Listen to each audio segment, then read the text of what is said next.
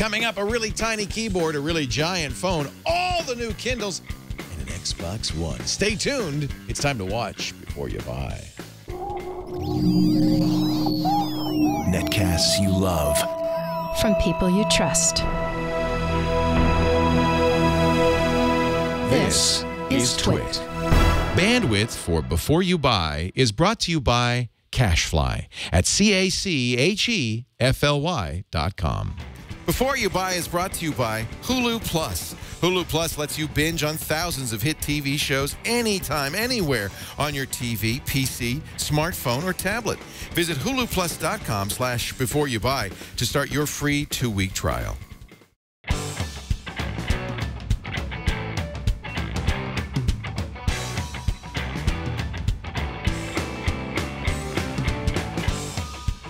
Welcome to Before You Buy, the product review show on Twit, where we get the latest, greatest stuff and we farm it out to all the Twit employees and get an opinion from them as to what it's like to really use this stuff. Jason Howell is a producer of TNT, a host of All About Android. He also is a musician, and so whenever we get musical instruments and that kind of thing, we give them to you. Absolutely. Keith McMillen is a name I'm familiar with. We did another one of his devices. The QNeo, which I was very fond of. It's kind of a super portable drum pad, but controller, essentially. So this is a keyboard version of the same thing. Yeah, kind of. so, you know, it's actually very similar to the QNeo. Obviously, the form factor is a little different, and what they're doing here is to mimic a keyboard layout. This is called the QNexus. It's $149 from Keith McMillen.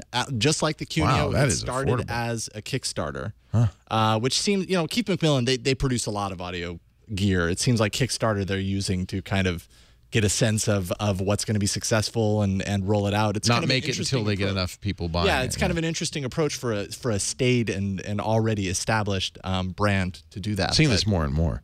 So Yeah. this is a MIDI controller, essentially? Yeah, more or less it's a MIDI controller. It's a piano roll controller, as you can see here, pressure-sensitive drum pad. So the difference here is to think of it less as... It's basically, it's a drum pad that happens to look like a piano, essentially. If you are a piano player, pianist, or, you know, have any sort of sense of kind of, you know, very delicate touch on keys and expecting, you know, a different kind of reaction, probably not going to get that out of here. It's possible. Some of the demos show this thing to be screaming, and you have to imagine that the person that's playing, they really have spent a lot of time playing on this. But kind of its benefit, and it was the same as the QNeo, is just its insane portability. This thing is tiny, and which means that you can fit it into your laptop case. You know, if you're a portable musician, this is the easiest thing in the world to throw into your case along with either your iPad or your laptop, whatever. It's kind of ridiculous to think that you'd go anywhere without it, actually, if you're a portable musician. The keys are velocity and pressure sensitive. Oh, nice. They also respond to tilt, meaning you can hold it down. I don't have a preset that shows it off, but you can hold it down and move your finger, and that'll, you know, kind of tilt the pitch up and down. All that is configurable on the back end. They have a really impressive software that allows you to kind of go in and really dial into all the keys. So that's the question, because usually a MIDI controller is only as good as the software it's attached to. Yeah. Does this work with Logic and Ableton Live and all the traditional? Yeah, so right now it's connected on the side here, micro USB into my USB port, and I've got it, you know, running into Pro Tools. I'm playing it upside down, so I'm not going to play anything very fancy, but just to kind of show you. And actually, Brian, if you turn off the lights real quick, you can kind of see, like the QNeo, you get a little bit of a light show as well. If you know, if that's important to you, I guess in a live like DJ setting environment, that's what nifty. It's for, right? Yeah, probably so. So you could have each key trigger a sound or a loop, or I mean, and that's kind of the beauty of a controller, right? It's laid out like a piano. It could really be anything you want. This could control lights if you wanted to, if you were hooking it up to the proper. A lot of lights are MIDI, aren't they? Yeah. Yeah. So I think one of the big benefits of this is its connectivity. It not only does it do MIDI, it also has gate and control voltage out the side. What's that mean? And that essentially allows you to connect to hardware, like in many cases kind of like more analog old school hardware. Instead of being controlled by MIDI, might be controlled by CV, which is control voltage and gate. And I see so this allows you can also connect it directly to an iPad. Does it require the special software on the iPad? It requires merely the Apple's iPad camera connection kit, which I think is like $30. That's the USB to Lightning adapter. And then it plugs right in, and you can use like GarageBand DJ or Tractor. Yeah, pretty much all of those things. This is going to control it. That's why I say like it's kind of, if you do a lot of music making with your iPad, for example, great for that. Like why not have a tangible hardware device that you can connect easily with it that doesn't take up a lot of space. It's really cool. Now, how do you compare this to the other the QNeo? That was $50 more. That's one thing, and bigger. That was a little bit more. Their layouts kind of appeal to a different use case, right? Like this. A lot of musicians that are working inside the box, inside the computer, they spend their time working in a piano environment, working with synthesizers, and that requires a certain layout. So this is obviously very good for that particular approach. The QNeo was more of a drum pad approach, right? Having said that, they could each be used for the other thing if you really wanted to spend the time setting it up and performing on it in that way. Pros and cons. Pros, highly portable, obviously. Interconnectivity. There's a bunch more. I didn't explain the fact that it has this kind of MIDI expander capability, allowing you to plug it into any 5-port MIDI. So you could daisy port. chain it. Yeah, you could do that. It also has pedal functionality, so you can plug in a pedal and control expression. Neat. So it's very functional for what it is. For the price too, it's $150. Yeah, $150. Great price. The pads are pressure and tilt sensitive, so very flexible, and the editor is very expansive.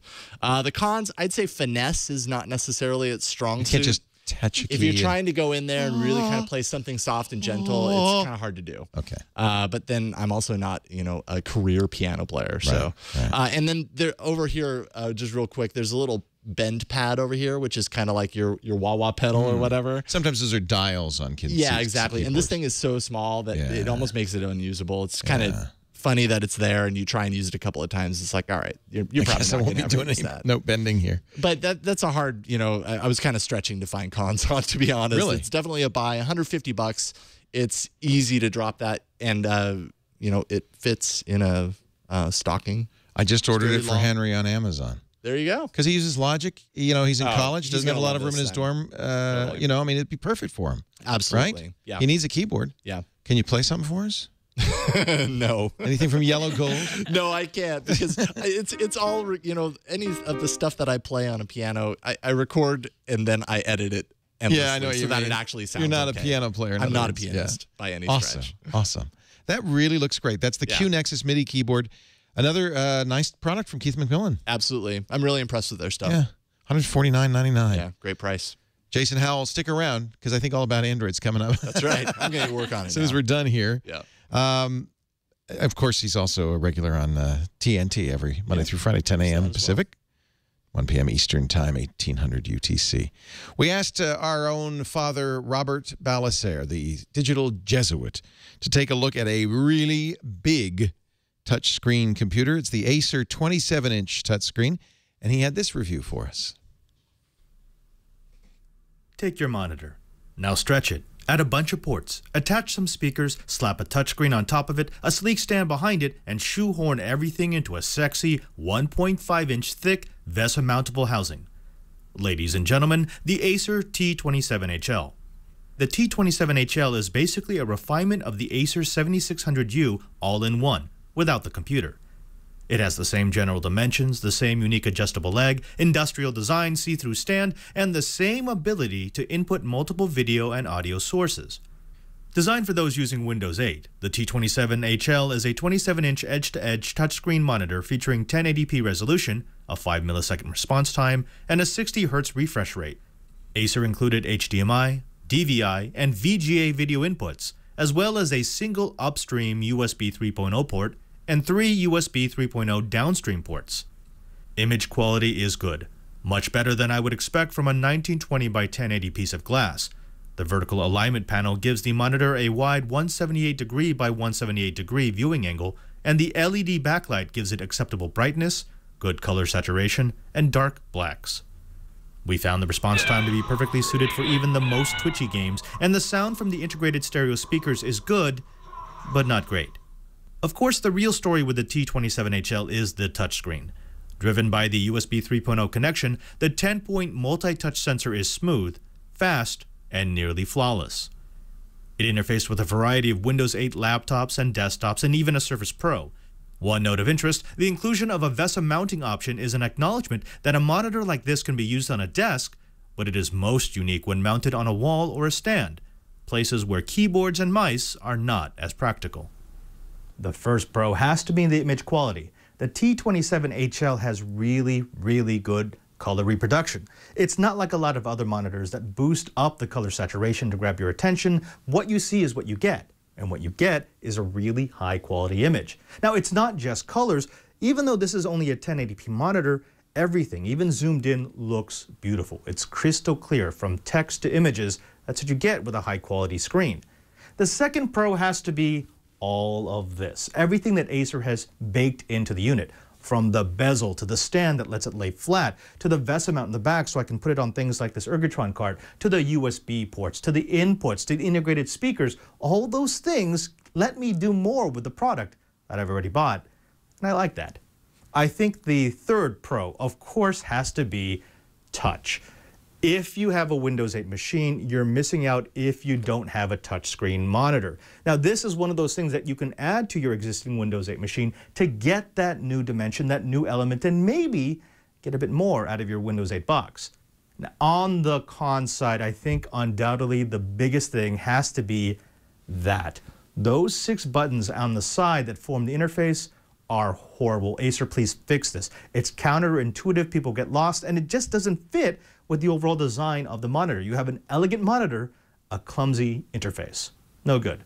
The second con has to be the speakers. Now, I like the integrated speakers. It's fine for just casual listening, but if you're going to be using this for an entertainment center, like I'm going to be doing, well, you're going to want something external with a bit more bass punch.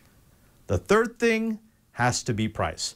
$550 is a lot of money for a 27-inch monitor, but then again, this gives you things like this design, like these features, and of course, the touch. So maybe $550 is a steal.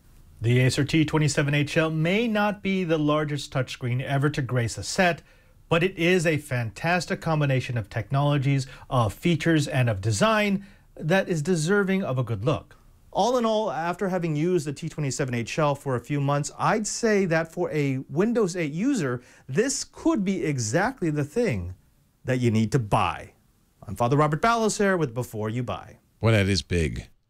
Really, really big. Thank you, Robert. Robert Ballecer is the host, our digital Jesuit, the host of This Week in Enterprise Technology, and soon a show with Shannon doing something new.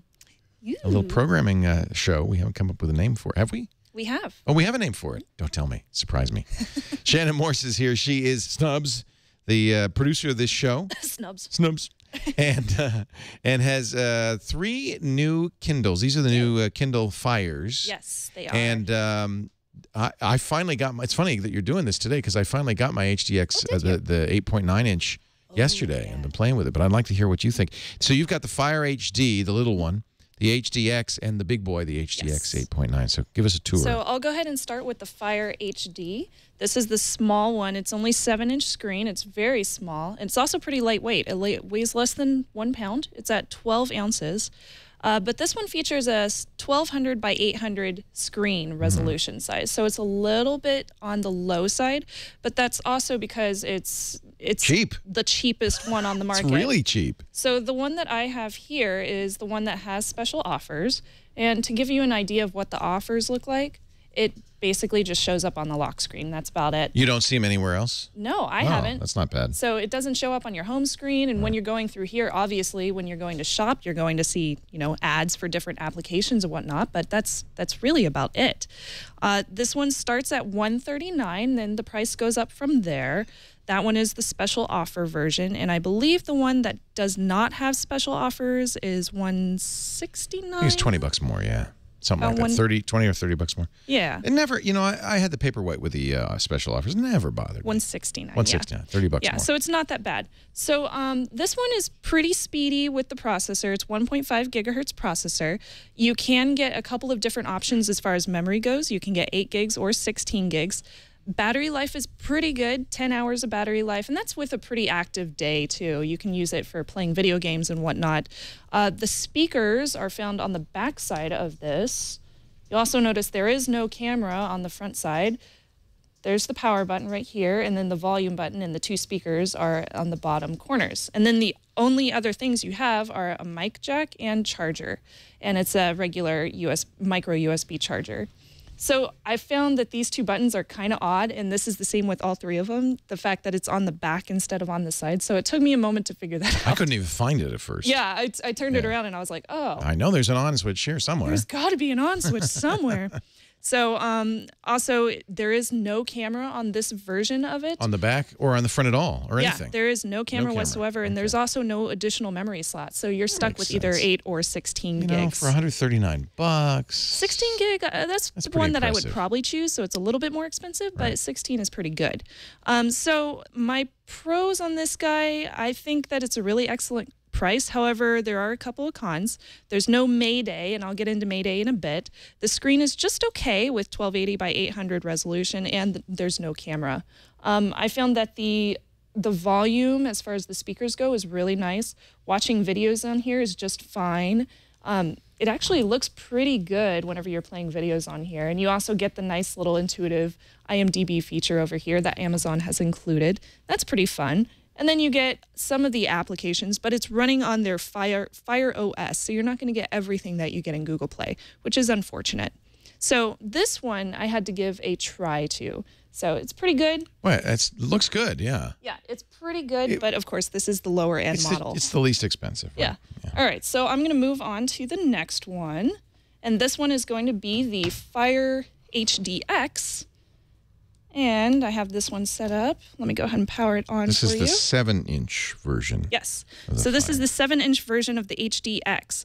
Both of the HDX, the little brother and the bigger brother, this one that I have over here, they're both pretty similar as far as specs go. Like the insides, this one has a 2.2 gigahertz quad-core Snapdragon CPU, so it's a little bit better than its little brother. You can get 16, 32, or 64 gig options. Yeah, great photo, isn't it? It's amazing. So it obviously has a camera. You can do 11 hours of battery and a little bit more than that if you're just using this as an e-reader. And it also has the 2 dual speakers on the back. The camera on here, of course, it does come with a camera. It's a front-facing HD camera. And there are also no extra memory slots. So again, you're stuck with those different memory choices that you have on their website. So the resolution on this one is a little bit higher. It's 1920 by 1200, a lot better. The weight of it is 10.7 ounces. So surprisingly, this one weighs less than its little brother at 12 ounces. So you get a couple of ounces less, which I personally really liked. And if I turn it around, you'll see that the speakers are located at the top this time instead of down at the bottom like its little brother. But no camera, of course. So if I turn this around again, I'll show you what the camera looks like. It's pretty decent. I took a whole bunch of selfies. I know I look ridiculous. And I made a couple of videos. So it has pretty good video. It's that 720p front-facing HD camera, so it's not too bad. And videos look great on here. I think they look quite a bit better. You can definitely see a big difference in the resolution when you 1080p. have them sit next to each other. This is a full, yeah. Yeah, it's beautiful. Full HD. It's very, very pretty. The speakers on here are really good quality with that Dolby 5.1. If I hold it up to the speaker, to the microphone, it's very clear. Surprisingly loud. Sounds good. Yeah. And it gets loud. Yeah, it gets really, really loud. So I like the speakers a lot on this guy. So I'll just go ahead and get straight into my pros and cons on this one. This one starts at $229, so pretty good price on it. And the sound quality is excellent. The screen is really great. It's also very fast and very responsive. Though the cons on this one, it's only one camera, and I really don't like the fact that they have the Fire OS, the 3.0 version of this. It's Android, but Google you would Play. Never know. Right. Right? It's an Amazon UI. Yes, exactly. This is Mojito. So, I think it's really fun for anybody who's in Amazon Prime and they're buying things from Amazon all the time and they're really into watching videos and using it for TV shows and stuff like that, buying ebooks on there and audiobooks on Audible, things like that. If so, you're in the Amazon ecosystem, it's made for you. I fired mine up. And of course, when you buy it from Amazon, it says, oh, it already knows it's Leo's Kindle. It's already logged in. So it has my no audiobooks from audible.com. They're not downloaded, but they're all visible. All the music at Amazon Music. So I live in the Amazon ecosystem, so it makes sense for me. The Amazon streaming, all my movies, all my TV shows are already there. I'm the same way. It's not, you're not going to write a paper on this thing. No, you won't. But it's great for content consumption. It's very good for content consumption. I wouldn't necessarily say, like, hey, do your homework on this device, because, you know, at that point, I would say go with a laptop, definitely. Not a tablet for that specific reason. Right. So I'll go ahead and turn this one on for you. This is my favorite one. Also, that one was a buy. This is the one I bought. So this is the Kindle Fire 8.9 inch. It's the biggest brother of them all.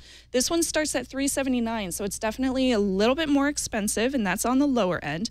It also offers both Wi-Fi and LTE, which is great. So it costs a little bit more. I think it goes all the way up to $579 total for the different versions that you can get. But there's plenty of different versions available. You can get 16, 32, and 64 gig options. You can get 7 hours of battery life on this guy, and 17 hours if you're actually just using it as an ebook. Wow, that's pretty good. Yeah, there we go. It keeps on turning off on me. So I put tapped out on it too. Yeah, I started playing that game, and it's all your fault. Don't stop. This game is so much fun. Silk is Amazon's browser. It's supposedly sped up. Yeah, it's pretty good. It's decent. It's usable. This is available on all three of them. It's pretty decent. Of course, it depends on how fast your wireless is wherever you are. But I was able to go up here, and I was able to browse YouTube and pick up some videos. Reminds me a little bit of Internet Explorer, the Metro version. It has that kind of feel to it. It feels really funny. Yeah. It's obviously kind of a baby operating system. Right. And Silk browser. Yeah. It just doesn't look all that great. So, but it's good for browsing if you just need to, like, you know, go to a website real quick or whatever. So I was playing with that a little bit. This one is a little bit more heavy. It's 13.2 ounces, but it still weighs less than an iPad Air. Yeah, and according to DisplayMate, has a much better screen than the iPad Air in terms of color reproduction. I could notice the difference. I feel like maybe I knew ahead of time, but I feel like I can notice the difference. It really is a gorgeous screen, very high resolution. 2516 by 1600. Wow. Yeah, it's really nice. Yeah. And it's still got that 2.2 gigahertz quad-core Snapdragon 800 CPU. It'd be great for watching movies in bed 2 or gigs on an of airplane. RAM on here. Yeah, it's very nice. It still has the same speakers on the back of it. It also has a 720p front cam and an 8-megapixel rear with a flash as well. But again, no additional memory slots on this one either. So the back of this looks just like its little brother with the speakers at the top. Right. This time you have the camera over here. And the weird on-off switch on the back. Weird on-off switch. So I noticed with this one, the sound was a little bit muffled whenever I was trying to listen to music. If I play one of these songs that I had downloaded. But it's, you know, it was fine for an audiobook. Not as loud as I would like, perhaps, but... yeah, not as loud, so...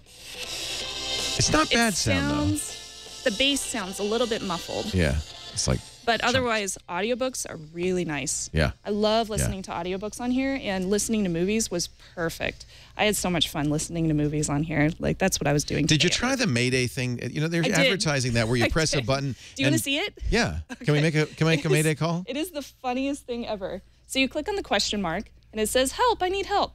This is calling a live representative. So, what should I ask them? Because they actually come on screen and they say, "What?" No, ask them how can I listen to, I don't know, what? How can I say, ask them if you have. I'll ask them how to set up a lock on my. There you go. On my front Can I lock this so that nobody else can see it? Yeah. That's the thing about most of this stuff is it's pretty easy to do. I accidentally exited out of there. Okay, so it's going to take about 15 seconds to Somebody actually shows up. Yeah, then they will show up down here. Mayday. Yeah, they're going to wonder. They're going to say, what are you doing? Hi, Paige. My name is Shannon. I was hoping that you could help me find the passcode lock that I could use on my lock screen. Oh, did you already set it up? No, I don't know how to set it up. Oh, okay. Yeah, of course. So what we're going to do then is, do you see where the time is there at the top of your device? Yeah, I see that. Okay. All right, and then go into settings. Oh, I see it. Okay. All right. And then do you see where it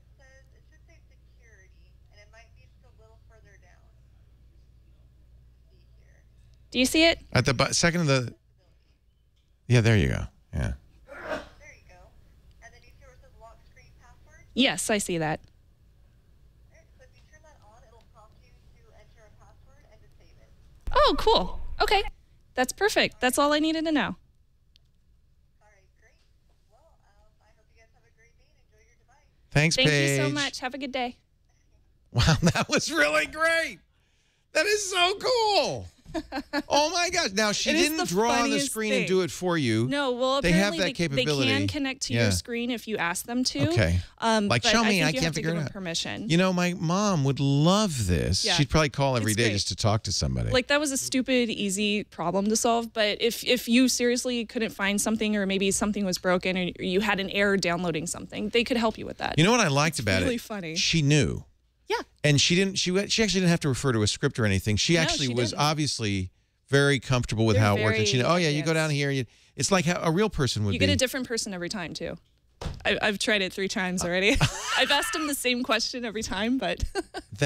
You know what? I was a little skeptical about the Mayday thing. I can see, especially for somebody who's unsure about their first computing device, what a boon this is. It That's obviously great. doesn't look as good on their webcam as it does in their commercials, but I mean, that's fine. kind of a given. Gets the It job still done. looks really nice. It's very clear, and there's no stuttering whenever they get on the webcam with you. Now, I notice you have a strange case. You want to tell us a little bit about the do. origami? You got this is So, one that Amazon sells with it. These do. I don't have the specs on this written down for me, but these are the kinda origami cool. cases. Yeah. And you can purchase these as accessories via Amazon.com. So I had 3 different versions available. There's a gray one, a pink one, and a black one, and they have them all specifically for the different kinds of tablets. So of course you can use this to set it up on different ways. I like this one specifically because I was able to set it both sideways and regular tablet mode. It was kind of cool. Neat. Yeah, it was cute. So it's a neat little origami case. I'll go ahead and give you the pros and cons on this one because I know we have plenty of stuff to go over this today in this episode. So this one was $379 starting off with. My pros on it, it's very fast, very responsive. It's got a really nice screen, and Mayday is hilariously awesome. My cons, the music with bass sounds a little bit muffled, and of course, Fire OS is built on top of Android Jelly Bean, so you don't have the full Google Play Store. But overall, the 2 Fire HDXs, I have to give both of those buys because they're really nice tablets. They're very impressive. Very nice. Yeah, Very I have nice. so much fun with Mayday.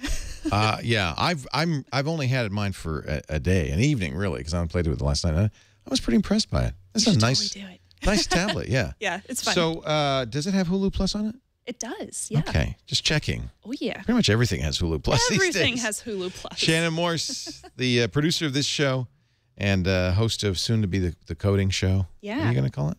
Do you want to know? Yeah. It's called Coding 101. I love it. Yay! Take a ride down Coding 101. Yeah, we're All going right. to teach you how That's to code. coming in the next month on twit.tv. Father Robert Ballasser. We'll be and doing a couple of Shannon test Morse. shows in December on Good. Fridays. Good. Oh, good. Coming up in just a bit, we're going to review the successor to a very popular Windows notebook from Lenovo, the Yoga 2 Pro. We'll have a look at this really big phone. I've been very curious about this, the Lumia 1520, and I've got my Xbox One all set up. We're going to play with that. But before we do, I was just actually first thing I did on the Lumia 1520 is I put my Hulu Plus on here. I love Hulu Plus because it means on almost any device, including the Xbox One. And when we get over there, I'll show you the Xbox One. Lets you binge on thousands of hit shows. Your TV, your PC, your smartphone, your tablet, all can support Hulu Plus. You've probably tried Hulu.com, but Hulu Plus is so much more. With Hulu Plus, you can watch your favorite TV shows anytime, anywhere. Thousands of hit shows and movies in the living room or on the go with your smartphone, your tablet. And when you have a really big, phone like something like this, the idea of Hulu Plus on a big phone like this is fabulous. Jimmy Kimmel Live, Shark Tank. I just watch, when I'm a little down in the dumps, I like to laugh. I watch a Saturday Night Live episode. Like the skits. I don't want to stay up late on Saturday night, so I watch the skits, the best parts of Saturday Night Live, Family Guy. Every episode of shows like Lost, Doctor Who, every episode, Doctor Who, 50 years of Doctor Who. I think the first season they lost, right? So it's every available episode. Star Trek, even the original Star Trek series. Plus, check out exclusive content, Hulu originals like The Wrong Man's and Behind the Mask. which I love. It's the stories of the people, the men and women who wear the mascot outfits for Major League Sports. The Philly Fanatic. What is that guy with the thing in there? What is he doing? You'll also get access to lots of ad-free movies and great kids content, too. $7.99 a month for Hulu Plus. But right now, you could try it free for 2 weeks when you visit huluplus.com/beforeyoubuy. huluplus.com/beforeyoubuy. That's a special offer for our listeners with double the time, 2 weeks. huluplus.com/beforeyoubuy. Give it a try. We thank them so much for their support of the Before You Buy show. I think Ayaz reviewed the original Yoga. Maybe not, but it seems to me he might have way back in the earliest days of Before You Buy. I think he did. Yeah, don't you think so? He didn't like it, did he? Well, we gave him the Yoga 2, the second, the successor from Lenovo. Ayaz Akhtar, host of, is he around here? He's on tape? Okay, it says live. He's on tape, isn't he? He didn't want to be here. All right, Ayaz Akhtar, host of TNT and the Know How Show, with a look at the Yoga 2 Pro. I'm Ayaz Akhtar, and today I've got here the Lenovo Yoga 2 Pro. Now, if it's a Yoga, you know it's got that hinge. It's a 13.3-inch screen. It's got that crazy hinge. It can be a tablet if you want it to be. Not exactly something that you probably use as a tablet because it's a 13.3-inch display. You do have the keyboard on the back here, so it does make it a little bit strange. But this guy is super powerful. It's got the latest generation Intel Haswell processors. This one is actually an i7, so this thing screams 8 gigabytes of RAM in this model. The Lenovo Yoga 2 Pro starts at around $929. This model is about $1,300. It also comes in an orange clementine color if you want. This is the silver. If you go around this device, the whole device is covered in this like kind of rubberized soft touch kind of material. Makes it easy to hold, kind of resists fingerprints. The other thing is when you are using the Yoga in its many modes, it protects the screen a bit. Now, when it comes to the screen, it is absolutely incredibly gorgeous. 3200 by 1800 resolution. It's just fantastic when it comes to Windows 8. It starts at $929, and this crazy screen, the 3200 by 1800, is on all of the devices. It's not like when you get the lower end version, you get a 1366 by 768. You're getting this crazy display, even with the lowest end model. That's why it's Pro, I guess. Windows 8 is really text heavy, so a high-res screen makes text really easy to read on something like this. It is just a phenomenal looking screen. However, software hasn't caught up exactly to this device. A screen like this. Let me go into Chrome to show you what that's like. Now, this is Chrome running on this device. I haven't done anything weird to this. If I hit Control-0, this is how it displays because this is actually filling in the resolution. Again, this is 3200 by 1800, so Chrome has a ways to go when it comes to displays like this. So it might be strange at first. You can just, hit Control plus until it looks normal, but you can see I've zoomed in 250% because that's just wacky. Thankfully, Microsoft's own Internet Explorer doesn't act like this when it comes to this Windows 8 device. On top of that, Lenovo added some software. They called it Yoga Picks. So if you wanted to find applications specific for the different usages here, as a laptop and the show mode, this is the other yoga mode, but they call it stand mode. That would be when you want to watch TV, when you watch it like that. And there's also the tent mode. If I click that, it'll actually give me a set of different applications for when it's like this, in tent mode. So we're in tent mode, so I can go ahead and come right into this and go into Windows. If I go into the start screen, oh right, because I have it in tent mode. The keyboard is turned off, by the way. That's something people are concerned about. If you got this, if you're holding it as a tablet like this, you're like, oh, I'm going to touch the keyboard. It's going to mess with this. The keyboard is off once you have it set this way. So I can keep tapping here and it doesn't work. That's a good thing. You want that rejection. It is a little strange because you're touching buttons there, but that's just a quibble. For ports, we've got a USB here. We've got a headphone jack combination with mic jack. We've got a volume rocker, and we have this switch which will turn off auto rotate. So you can accidentally hit this. It's not recessed, so you can easily hit it. Also, they have the unusual selection of putting the power button over here. You can see it actually glowing, letting you know that this is where the power is. Lenovo says it's recessed so you don't accidentally turn it on in your bag. Other side, you got that power port, we've got a USB 3, HDMI, and a full SD card slot. And there's really not a whole lot else to it because it is an Ultrabook. You can see this thing is really responsive. Considering this is using Intel integrated graphics to push this kind of resolution, it's surprisingly fast, very snappy. Performance-wise, just terrific. Obviously, it's getting a ton of fingerprints. The Lenovo Yoga 2 Pro also supports up to 10 points of multi-touch, so if you want to get lots of hands on there, you could. This laptop packs a 4-cell battery. It would have been nicer to have a larger battery in here to get some better battery life. On to the pros and cons. When it comes to the pros of this device, it is absolutely gorgeous. It's so thin, so light. It's under 3 pounds.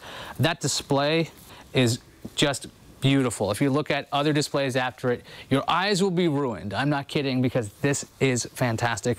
Great reproduction right there. You've also got a crazy fast processor in here because it's the latest Intel processor. This model, again, with the i7, just screams 8 gigabytes of RAM. Really great. It's light, but it's sturdy. It's very sturdy feeling. You never feel like you're going to bust it. Keyboard's very good. It's a Lenovo, so it's quite good there. Trackpad supports all the things you want it to. You'll see this, the charms come up, no problem. The gestures that Microsoft wants you to be able to use on the touchpad work quite well as this touchscreen. Very responsive touchscreen.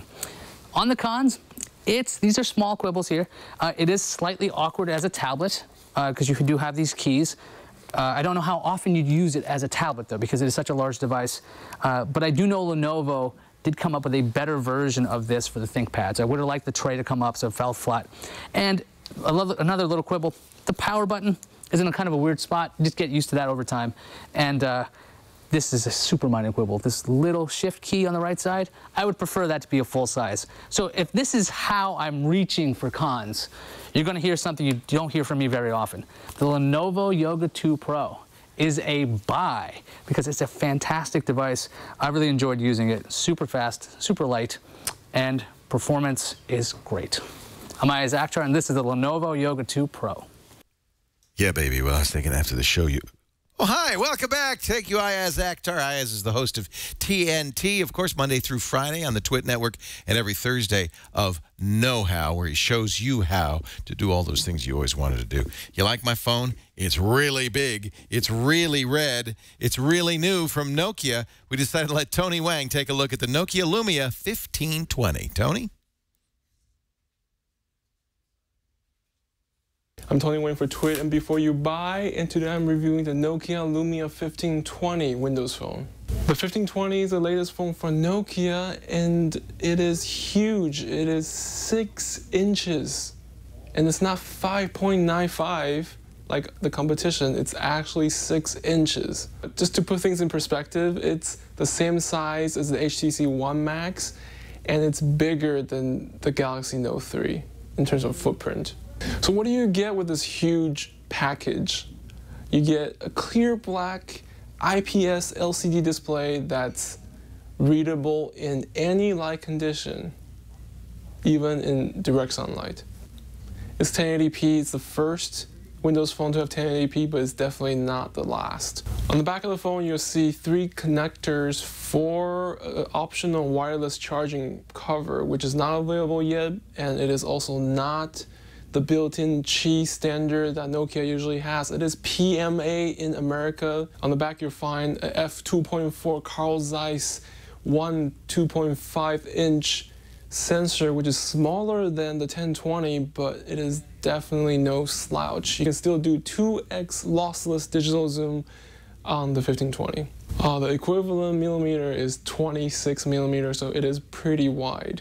With the huge 6-inch display, it's actually very, very easy to compose your photos. And with a dedicated camera button, you probably won't miss a beat trying to capture that moment. And if you have a subject in motion, you have dual LED to help you stop it. The review that I have here is red, and it's a glossy plastic red, which is gorgeous, but it just attracts a lot of dirt and lint and fingerprints. The phone's powered by Qualcomm's latest Snapdragon 800 quad-core 2.2 gig processor and 2 gigs of RAM. The phone does come with 16 gigabytes or 32 gig built-in storage, but only 16 is available in America. And you can always have micro SD expansion up to 64 gigabytes. But keep in mind that you can't store all the software on there. It's usually only used for media. The phone has crazy battery life, 3,400 milliamp per hour. To put that in perspective, this phone was in standby since this morning for about 4 hours and it drained 3%. So Nokia calls this a monoblock touch design, which is pretty much the standard now for Nokia's phone design, and it is gorgeous. Pros and cons of the Nokia Lumia 1520 is 6 inches. There's so much real estate on the phone itself, on the home screen, that it actually takes advantage of all the active widgets, the live tiles, and you really don't have to scroll much on the home screen anymore. Another pro is the 20 megapixel 2x lossless zoom pure view camera with OIS. And the build quality, of course, is Nokia, so you know you're going to be getting a really solid phone. And if you look at the display around the edges, this phone is actually built like a tablet. There's actually a rubber trim piece around the display where it meets the body, just like the iPad. Con of the phone, one con I've noticed is that the glossy plastic actually picks up a lot of unwanted dirt and cat hair. So buy, try, or don't buy for Nokia Lumia 1520. It is definitely a buy. It is the highest spec Windows phone, and it is the best camera in its class, and it's awesome. I'm Tony for tweeting before you buy, and this is the Nokia Lumia 1520. So you know, we put the TriCaster in. It's pretty cool, right? Oh, I guess we're back. So Russell, I should hang up on you because we're done having our business discussion over the Xbox. Xbox, hang up. Xbox, hang up. There, okay, it worked. Okay, Xbox, call Radford Castro. Call Radford Castro. Maybe the PBS Xbox, is too much. Xbox, call Radford Castro. Nick, look what I've got. Xbox, call Radford Castro. Her name's Honey. Okay, well that didn't work. 1520, and now, as you might have guessed, we're taking a look at the Xbox We'll call it One. manually. Oh, it's going to call Radford Castro now. Controller. So when you think about a game console like the PS4, the Xbox One, what do you think about? You think about Radford. games. These are some of the launch day games. A couple of launch exclusives: Rise, Son of Rome, Dead Rising 3, and of course games that are on all the platforms, including Call of Duty Ghost. But the truth is, a lot of what the Xbox One from Microsoft does is more than gaming. It's gaming plus. For instance, we're using the Skype right now. And by the way, you see the Skype screen, our Skype picture in the lower inset. Watch, if I get out of the shot here, I got to hide from the Kinect. Yeah, I'll go down. It's going to slowly zoom over to wherever Alex is. And it's hard to get it. Yeah. See, it's following like Alex around. Now, if you walk back in, it's doing that digitally. It also knows that I'm here. And we're going to show you that in a second. Hey, Radford, see you later. Thanks for joining us. But this is an amazing thing Xbox, to sit in your living room. Xbox, hang up. Good enough. Okay. It's listening to you. All right. This is the Kinect module. One of the reasons the Xbox costs $500, $100 more than the PS4, is this. This is a requirement. You can no longer buy an Xbox without the Kinect console, the Kinect module. This is a camera over here. It also has an array mic here. It's listening all the time, and it's on all the time. Now, that scares some people. And if it scares you, you probably shouldn't buy this device. Of course, you can always disconnect it. But a lot of the features and a lot of the appeal to me of the Xbox is the Kinect. So let's put it back over here where we set it up. When you move the Kinect, you're supposed to reconfigure it. And I may have screwed this up. Put it back where it was and put it pretty much where it was and hope that So this is actually what the Kinect sees. So this is just the regular RGB stuff. And notice, it knows... Oh, it doesn't know me. Doesn't know you. Is it going to know you? Yeah, it might. Well, we'll see. So it's also got infrared that it's tracking, and also depth. So if my hand's up close, it's a Z-axis as well. Yeah, it'll change color depending on the depth of it. But let's try here. If you grab I'm too the far away, now, probably. And go ahead and I'll step out of the way, and then you sign in and press the button. It should go back to you. Xbox, go home.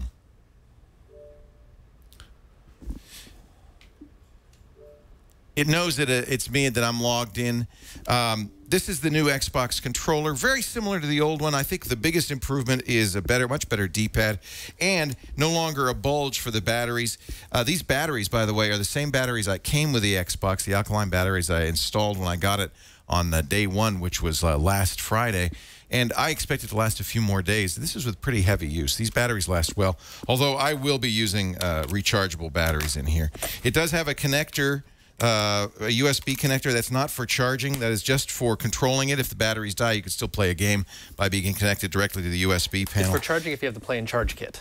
Pardon me? There's a play and charge kit that you can buy that's got you can buy something that will add it in. Yeah, you know what? I just have a nickel metal hydride recharger, and I just keep batteries ready to go. This is the Xbox console. By the way, one thing really improved.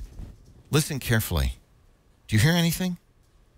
On the old Xbox 360, you would have heard a jet engine taking off. One big muffin fan in here keeps it, not only keeps it cool, but keeps it cool very quietly. Even when I'm using the disc, I don't hear a lot of noise. You hear the normal, access noise. But this is actually a very quiet machine, which makes it very suitable for the living room. Unlike the PlayStation 4, the Xbox One's power supply is external. Some people don't like that. There's an advantage to it. It keeps the thermal, the heat out of the box. I don't mind it. It's behind my credenza where my TV is. It's out of the way. That's fine. But let's really talk about what the Xbox does best, which is, of course, play games and, frankly, I'm going to take my earpiece out. It's driving me crazy here. Sorry about that. Play games. There we go. Oh, it's so quiet. Play games and as a media center in your home. I just think this is a phenomenal device for the living room. The ability to make Skype calls is phenomenal. Xbox Home. Xbox. Hello, Xbox. This is giving me a list, by the way, of all the commands I can say. Go home.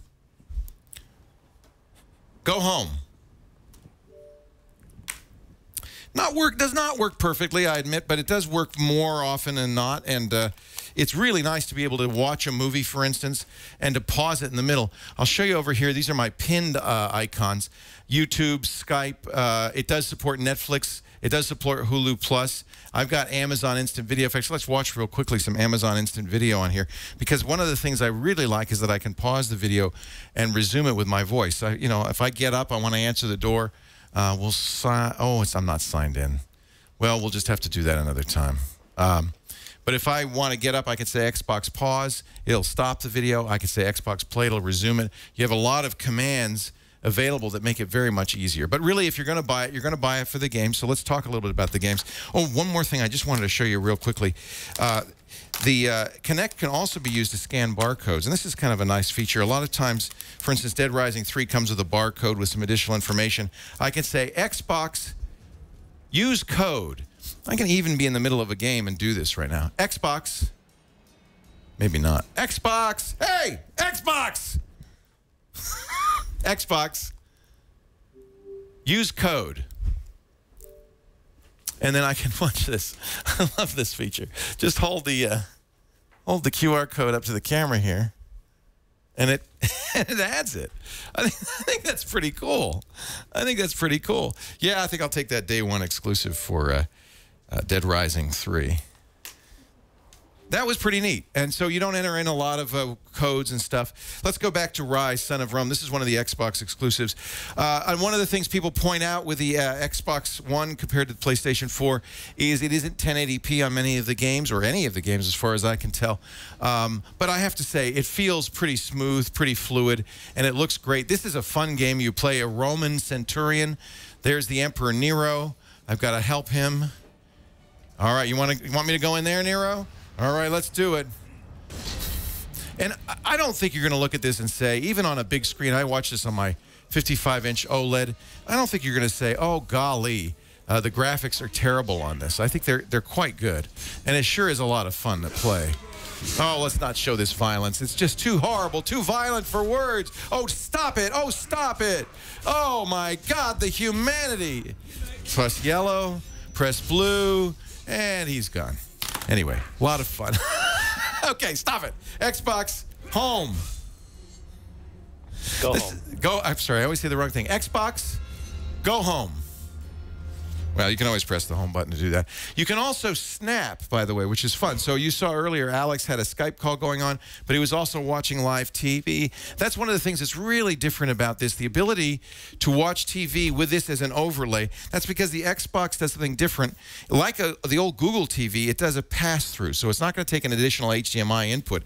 The Xbox actually... It takes the input from your cable or DirecTV box and passes it through to your TV. Oh, we never did set up the DirecTV on this one. Did we? I did. Oh, you're the man. So we're going to see how you can watch TV. I can snap, for instance, they have an NFL application. I can snap to the corner we're watching TV. There you go. All right. So give me a command. Let's say Xbox. Show guide. Show guide. It doesn't hear me. I think because we moved it around, it's not hearing me as well as it used to. We're in a noisy, somewhat noisy studio. Xbox, show guide. Show guide.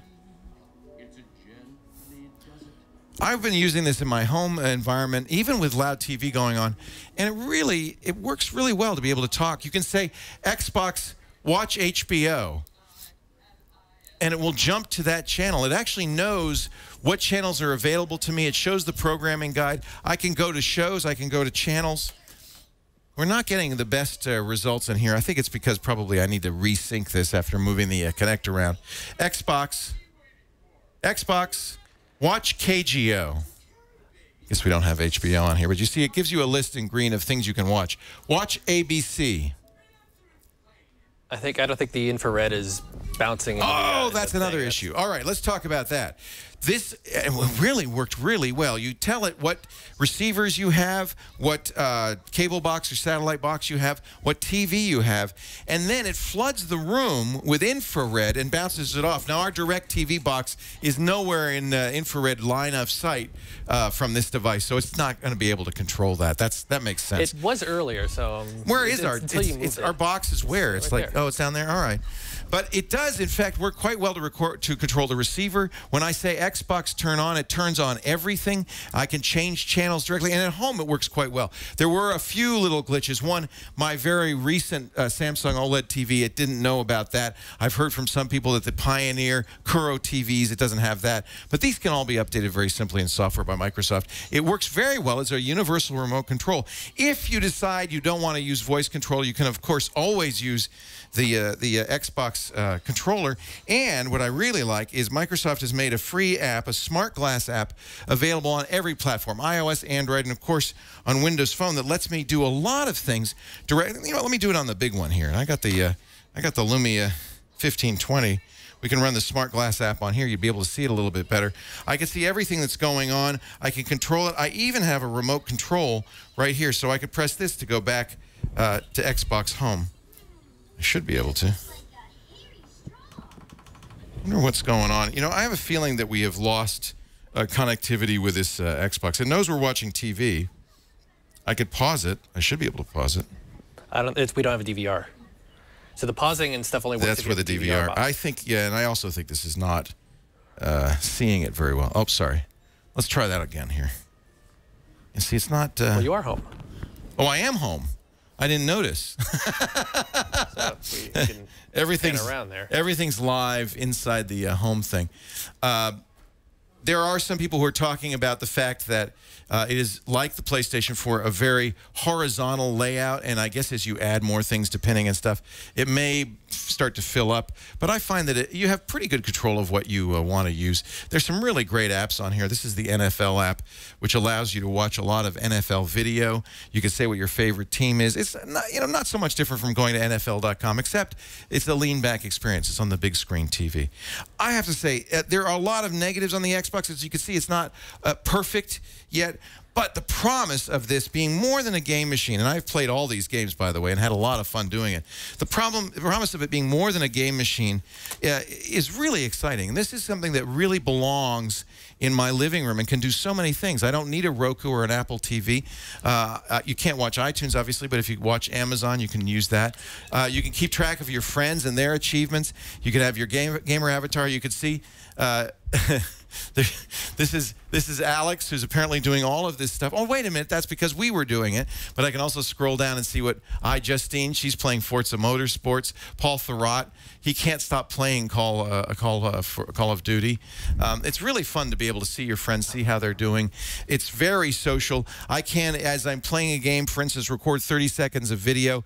What's the command? Xbox, save this video, something like that? Record that. Record that. And it will take the 30 seconds that just went by, save it, and upload it automatically to its upload site. They don't support Twitch.tv yet. They don't support 3D Blu-ray yet, but they are presumably going to add that in the future. Blu-ray movies play very well on this. That's another big asset added to the Xbox One. All right, I know this has gone on and on. In fact, I haven't even really scratched the surface of all I can do. But let me give you the pros and cons of the Xbox One. In terms of pros, it's a lot quieter and a lot cooler operation. I think we could safely say the red ring of death is dead. It also has a Blu-ray player finally, which means I can use this as my Blu-ray player. No 3D yet, but that's coming soon, I'm sure. I love the integration with my home theater. It did it flawlessly and easily, including remote control. It becomes, in effect, a universal remote control that allows you to use your iPhone, your Android phone, or your computer to control it via smart glass, Microsoft's second screen technology. The games are pretty playable, you know, but that is, if we talk about cons, is the real con. You cannot play Xbox 360 games on this, and that means you have to play the games that the games that come out specifically for this, and right now that's fewer than 20 games. There'll be more, I'm sure, in time, but it is somewhat of a limitation. If the games you see are games you want to play, that's a good sign. Of course, they do have some of the bigger titles. Call of Duty Ghosts and Battlefield 4 are really fun to play on here. And the games that are exclusive to Xbox, like Rise, Son of Rome, and Dead Rising 3 are also, I think, quite good. I haven't played the Zumba game yet. I can't speak for that. I have played some of the Kinect games, and there are downloadable games. I have the Kinect Rivals, which is a sports game. And that's another pro on this, is that the new Kinect, completely redesigned, doesn't have many of the downsides of the old one. The old one, you had to move furniture out of the way. You had to be 10 feet away from it. You can do the Kinect right up next to it now, and that's a lot of fun. So all in all, I have to say this is a definite buy. I am very happy I got the Xbox One. When I started hearing about PlayStation 4 and all the great things it could do, I started to feel a little bit bad that maybe I'd chosen the wrong device. I'm very excited. I think the Xbox One is great out of the box and is getting better all the time. Here's all the commands. Microsoft published this today, a list of the Xbox commands, and I guess I'm just going to have to use this as a cheat sheet for a while. Let's see. Go ahead. Xbox, show my stuff. It's not recognized. It heard Xbox. Didn't hear show my stuff. But it went to your home. I don't know if it's because I'm not usually signed in on your box. It may now not this is kind of cool. So when you come in and sit down, it can recognize up to 6 people. Facial recognition means that it will know it's Alex. It should, in theory, show Alex's Xbox home. There it is. Configured. Now that's kind of amazing. That is all of your pinned stuff, all of your apps. So I'm going to pass the controller to you, and then you hit the home button. And see if it goes back to me, right? We've messed with this a little bit because, yeah, and now I'm logged back in. You see me, and this is my unique home screen. Things like that make this very interesting. When you go over to somebody's house who has an Xbox One, if you have an Xbox One, it'll know about your games. It'll know about your movies. It'll know about your login. It'll automatically recognize. You can recognize 6 people in the room, put their names over each of them, and as you hand off the controller, or you have, it comes with only one controller, but if you have more than one controller, it allows you to participate together in a very easy, fluid way. I feel like this is the beginning of something big. Not exactly perfect yet, but I think very impressive.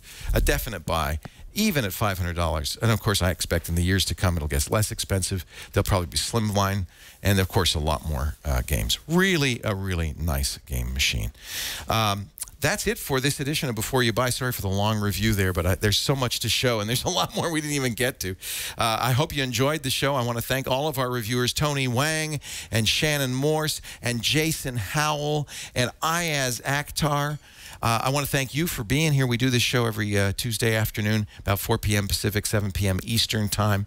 That would be 2300 UTC. No, 2400 UTC on twit.tv. If you can watch live, do. Otherwise, on-demand audio and video available at the website, twit.tv/BYB. We have it on YouTube. In fact, we have each review on YouTube individually, which means you can go there and say, hey, let me send this review to somebody. I want to share it with them. YouTube.com/before you buy. You can email us at byb@twit.tv. All right. We're done. Thanks for watching. And remember, each and every week, you got to watch before you buy. See you later. Bye-bye.